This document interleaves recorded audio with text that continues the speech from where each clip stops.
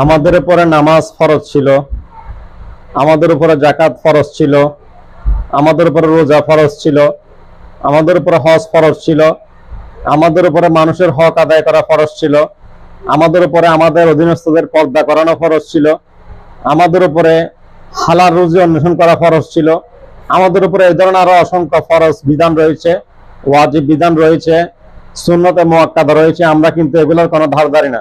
শুধুমাত্র কোরবানি আসলে মানুষ কি বলবে, লোকে কি বলবে, সমাজ কি বলবে, এই ধরনের কথা চিন্তা করে আমরা কোরবানি দেওয়ার চেষ্টা করি। অথচ আমরা নামাজ পড়ি না, আমাদের লজ্জা লাগে না। আমরা হজ করি না, যাকাত দিই না, আমরা হালাল খাই না, আমরা পর্দায় থাকি না, এগুলো আমাদের লজ্জা লাগে না। কোরবানি ওয়াজিব আর ওগুলো হচ্ছে ফরজ।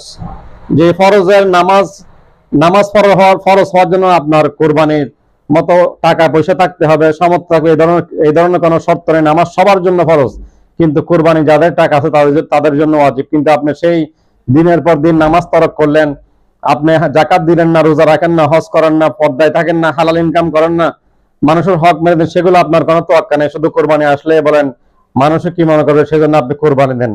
এগুলো হচ্ছে শুধুমাত্র হাসি ঠাট্টা ছাড়া আর কিছু নয়। শয়তান আপনার কর্মকাণ্ড দেখে হাসে। সুতরাং এগুলো আপনাকে ছোট করার জন্য বলছি না, প্রিয় ভাই এবং বোনেরা, সংশোধন হয়ে যান, কারণ এই পৃথিবী চিরস্থায়ী নয়। আল্লাহ রাব্বুল আলামিন সূরা বাকারার মধ্যে বলেন, তোমরা ইসলামের কিছু মানবে, কিছু মানবে না, এটা যেন না হয়। উদখুলু ফি সিলমি কাফা, তোমরা পরিপূর্ণরূপে ইসলামে প্রবেশ করো। আল্লাহ রাব্বুল আলামিন বলেন, কুল ইন্না সলাতি ওয়া নুসুকি ওয়া মাহইয়ায়া ওয়া মামাতি লিল্লাহি রাব্বিল আলামিন, বলো নিশ্চয়ই আমার নামাজ, আমার কোরবানি, আমার বেঁচে থাকা, আমার মর্যাদা একমাত্র আল্লাহর জন্য। সুবহানাল্লাহ।